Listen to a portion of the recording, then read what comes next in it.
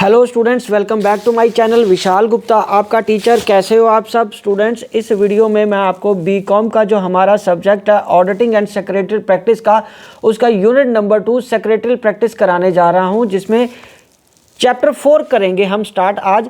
Annual general meeting, जिसको AGM भी हम शॉर्ट फॉर्म में बोलते हैं, including the role of CS, company secretary के रोल क्या होगा इसमें। ठीक है जी, ये चैप्टर का नाम है पूरा। तो चलिए स्टार्ट करते हैं। सबसे पहले mandatory requirement for holding AGM. Every company other than a one person company shall in each year hold in addition to any other meeting a general meeting as its AGM. The term year has not been defined in the Companies Act. It appears that holding of an AGM in every calendar year is statutory necessity. ठीक है जी, वो एक statutory necessity है. Which company to hold AGM? कौन सी company meeting कर सकती है AGM की? Every company except one person company, whether public या private, या जिसके पास शेयर कैपिटल है या नहीं है, लिमिटेड है या अनलिमिटेड है, सभी को AGM करनी पड़ती है एक्सेप्ट वन पर्सन कंपनी। ठीक है बच्चों, चलिए तो अब हम आगे डिस्कस करेंगे कि ऑब्जेक्टिव्स क्या हैं एजीएम के। बच्चों एजीएम के ऑब्जेक्टिव्स हैं to protect the interest of the share holders. ठीक है, board places accounts for consideration, approval and adoption by the share holders. Accounts present किए जाते हैं, फाइनल अकाउंट्स प्रेजेंट किए जाएंगे शेयर होल्डर्स को, ताकि वो उसको कंसिडर कर सके, अप्रूव कर सके। टू इलेक्ट और re-elect directors of share by share holders, to replace और रीअपॉइंट द ऑडिटर्स फॉर। ठीक है जी, और उसके बाद proposal for dividend, proposal of dividend भी इसी में दिया जाएगा। ठीक है बच्चों, चलिए अब हम आगे बढ़ते हैं। टाइम पीरियड क्या होगा फॉर होल्डिंग एजीएम। बच्चों टाइम पीरियड की अगर हम बात करें तो first AGM of the company should be filed within 9 months from the closing of the first financial year.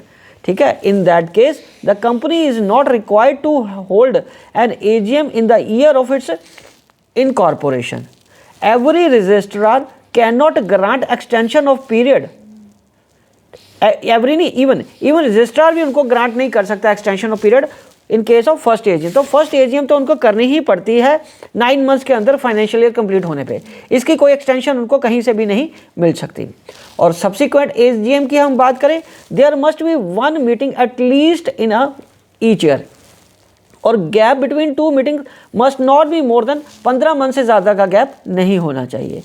AGM must be held not later than 6 months from the close of financial year. और उसके बाद extension of time, the registrar may for any special reason extend the time for holding the AGM except the first AGM by a period not exceeding 3 months। 3 month से ज़्यादा का period का नहीं होना चाहिए। ओके बच्चे, चलिए अब हम आगे बढ़ते हैं बच्चों। Validity of AGM held beyond statutory time. And AGM held beyond the due date is not void and all resolutions passed at such AGM are valid. The only effect is that it involves penalty. फर्क सिर्फ ये होता है कि इसमें penalty होती है। ठीक है जी, और प्रॉपर अथॉरिटी कौन है कन्वीन करने के लिए meeting? The board is the proper authority to convene the AGM, and if the MD, manager, secretary or any other official calls a meeting without such authority, it will not be effectual unless the board ratifies the act before the meeting is held.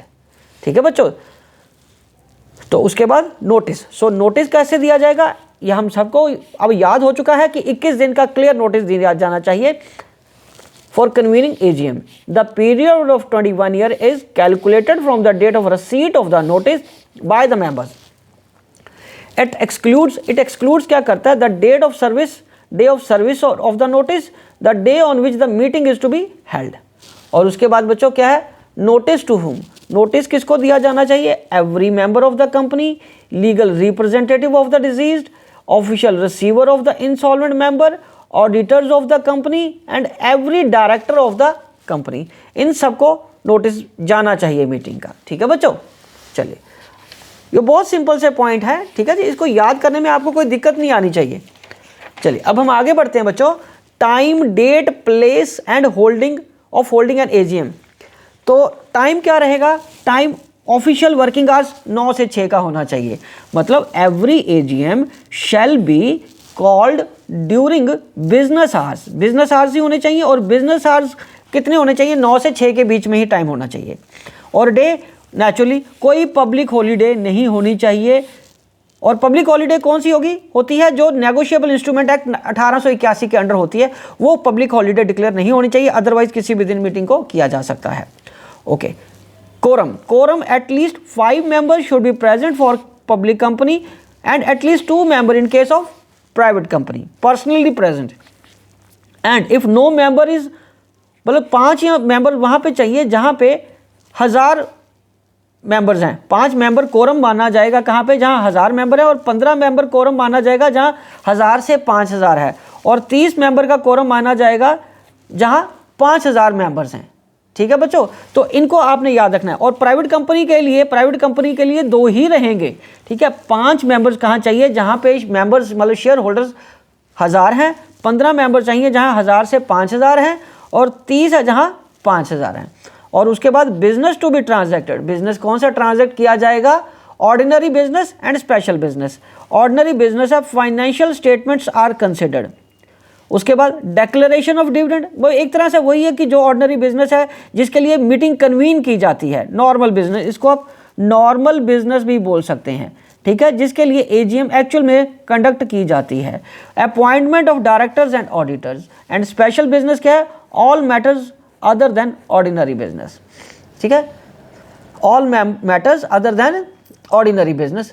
इसके अलावा कोई भी अगर business और transact किया जाएगा वो extra ordinary या स्पेशल बिजनेस कहलाएगा। और उसके लिए अलग से मीटिंग, मतलब अलग टॉपिक्स हैं जो डिस्कस किए जाएंगे।